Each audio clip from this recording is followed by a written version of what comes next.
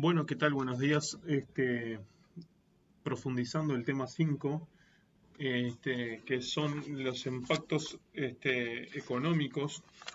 A ver cómo es que dice exactamente el programa. Dice impacto económico de las terminales de carga.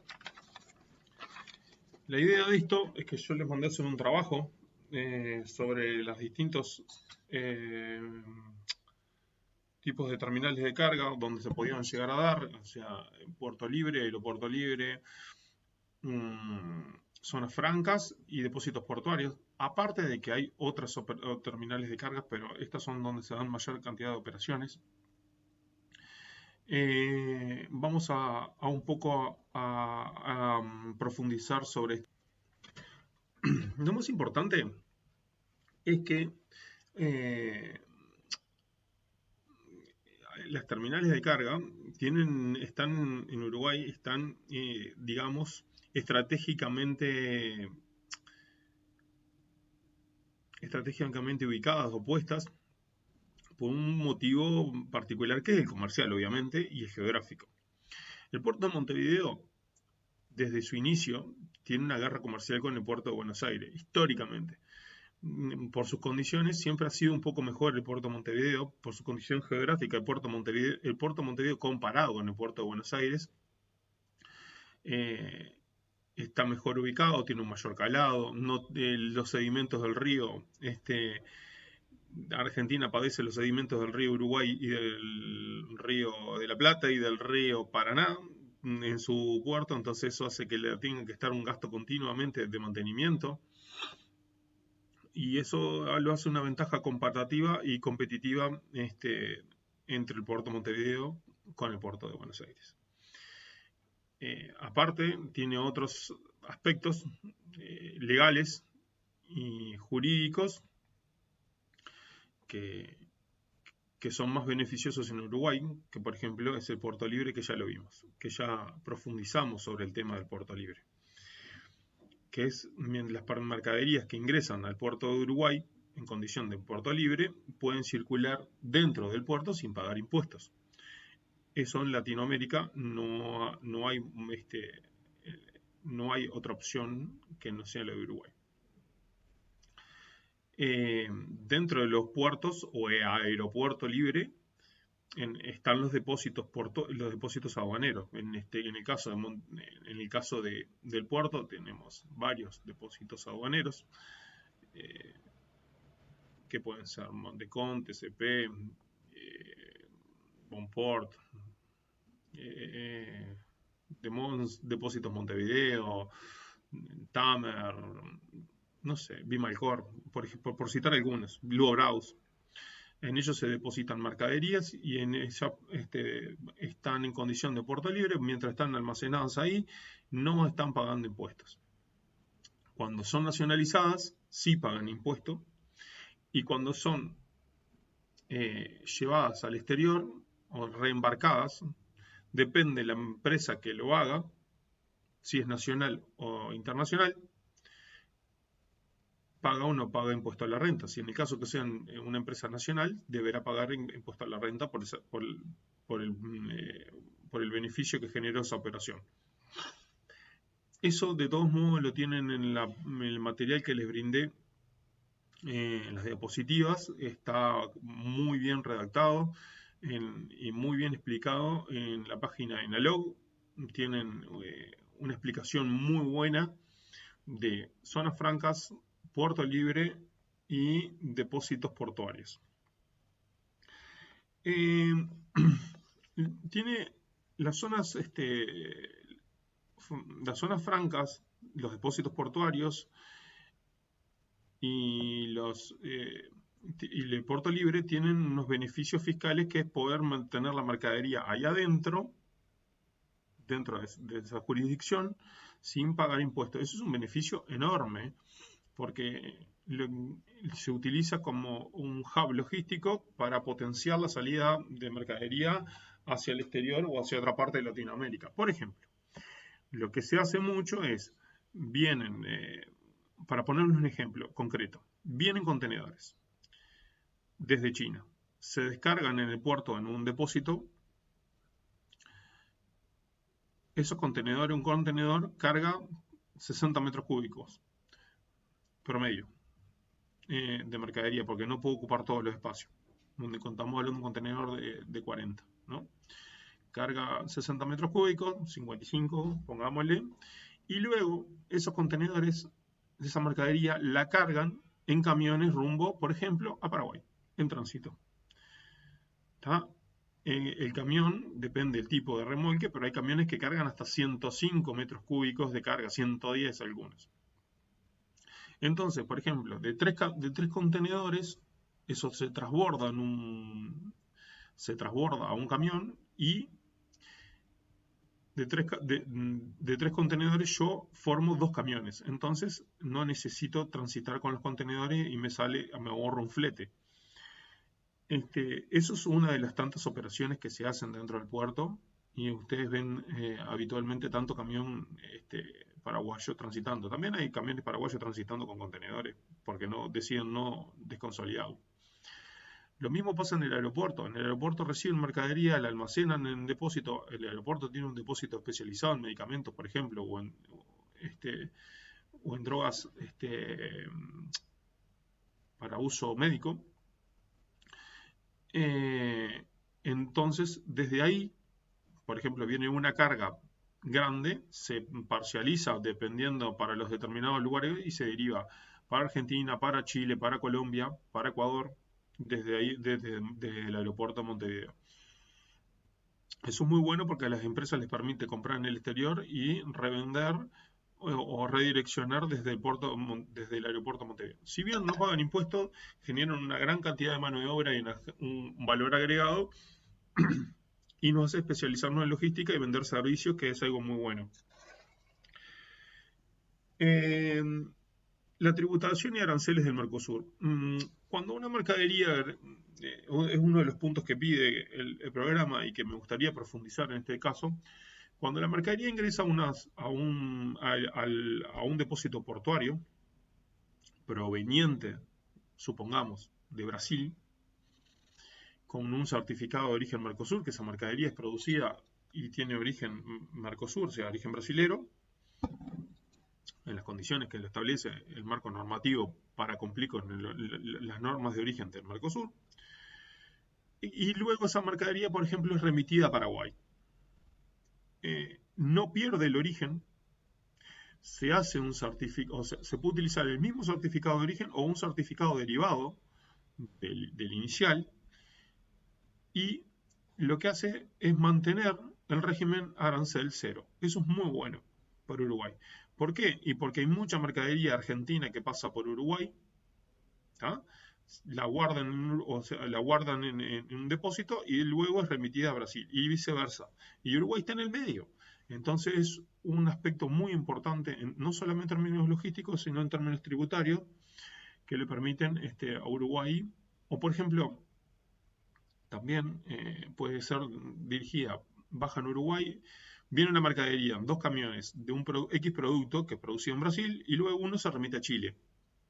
Y eso va a salir con un certificado de Mercosur más Chile, que es un certificado distinto, y va a poder sigue manteniendo el origen. Las zonas francas, hasta hace poco, la mercadería que entraba a zona franca se decía que perdía el origen. No es que pierda el origen, no deja de ser brasileña la mercadería. Lo que sí le pasa es que pierde el beneficio. Si una mercadería estaba amparada en un certificado de origen, perdía el beneficio de ese certificado de origen, y para importarla debería pagar los recargos como una mercadería en régimen general. Desde el 2019 se estableció a través del Mercosur, y lo internacionalizaron cada una de las aduanas de los países miembros del Mercosur, que los productos que entren a una zona franca mantienen el origen, el beneficio del certificado de origen. ¿Esto qué quiere decir? Que la mercadería, por ejemplo, que viene de Brasil, si estuviese habilitada la zona franca de Rivera, se bajaba en Rivera, y desde ahí podía entrar a Uruguay, podía entrar a remitirse a Paraguay, remitirse a Argentina con el certificado de origen. Esto antes no se podía, O sea, se podía remitir la mercadería, pero iba a pagar impuestos. Y ese no es el sentido del Mercosur. El sentido del Mercosur es que las mercaderías originarias no paguen aranceles dentro de los países.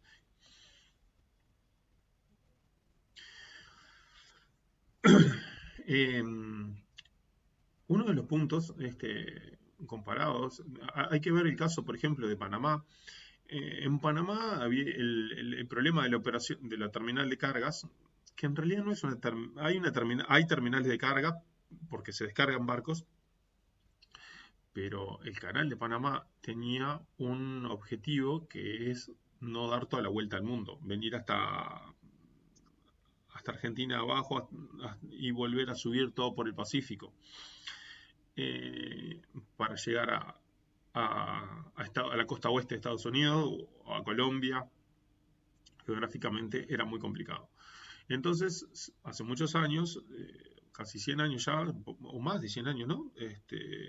Lo que se hizo fue el canal de Panamá, donde estuvo por muchos años, lo administró Estados Unidos, que fue quien invirtió el dinero, la empresa, el país, y luego ahora pasó a manos de, de Panamá, administrado.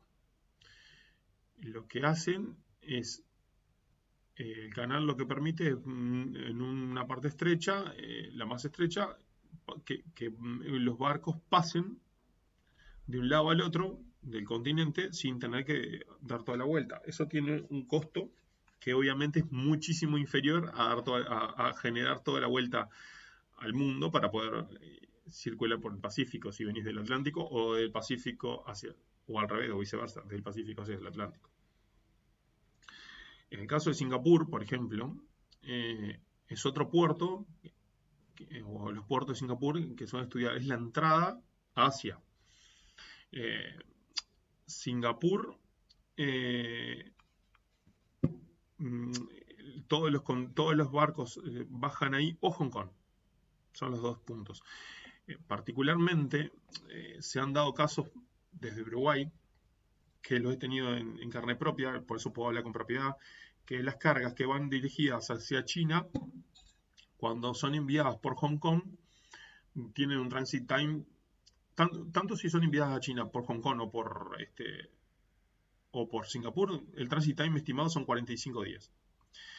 Me ha pasado de que demoren mucho más en Singapur porque se congestiona mucho más el puerto, y me han demorado hasta 82 días. En Hong Kong no me ha pasado eso. Entonces, son puertas de entrada a continentes, a regiones. Y Uruguay es una puerta de entrada al norte, a todo lo que es el sur de Brasil, todo lo que es el norte argentino, inclusive hasta Buenos Aires. Muchos contenedores que van a Buenos Aires bajan en Uruguay y luego son embarcados en camiones. ¿Por qué? Y porque el puerto de Buenos Aires es caro, es inseguro, tiene problemas logísticos, entonces la gente está aburrida de pasar por eso y prefiere descargar en Montevideo y lo suben arriba de un camión, transita y se van para Argentina. Todo lo que va a Córdoba, por ejemplo, que es una ciudad muy grande, y todo lo que es el norte argentino, baja en Uruguay y, circula en tránsito hacia Argentina. Todo lo que va a Paraguay, o sea, hoy Uruguay ha perdido mucha carga en referencia a la que tenía de la carga que va a Paraguay. ¿Por qué? Porque Argentina es un poco más competitiva en términos de precio, pero bajan muchos contenedores que van a Paraguay en Uruguay, y de acá se embarcan en camión y siguen. Y todo lo que es el norte, el sur brasilero, todo el estado de Río Grande, es muchísimo más grande que Uruguay, con muchísima más población, le es más competitivo bajar la mercadería en el puerto de Montevideo que en el puerto de Santos. Primero porque los roban, segundo porque tienen problemas con la aduana.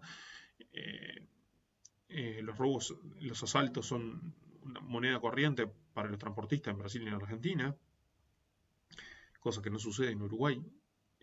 Muchas veces los camiones, cuando cruzan la frontera, dependiendo del tipo de mercadería que llevan, van escoltados con guardia. En Uruguay no existe eso, no pasa eso.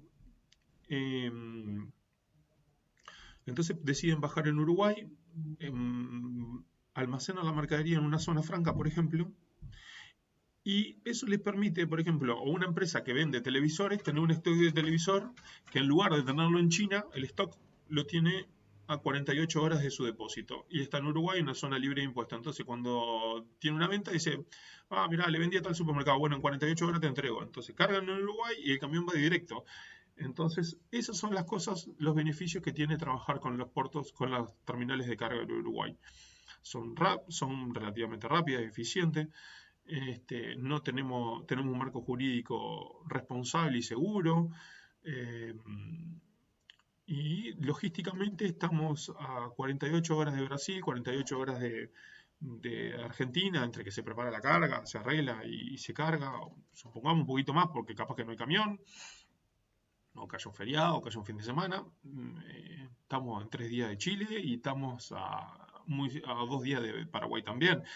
Entonces, si uno traza un semicírculo de 1000 kilómetros alrededor de Montevideo, se da cuenta que tiene un mercado potencial de 200 millones de personas, que es muchísimo, muchísimo más amplio de lo que es todo Uruguay.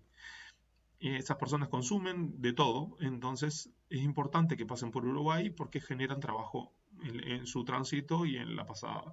Ahí es donde se ven los beneficios fiscales del aeropuerto libre, de los depósitos fiscales, de la zona franca, de que pasan las mercaderías con controles aduaneros, por supuesto, con controles de con controles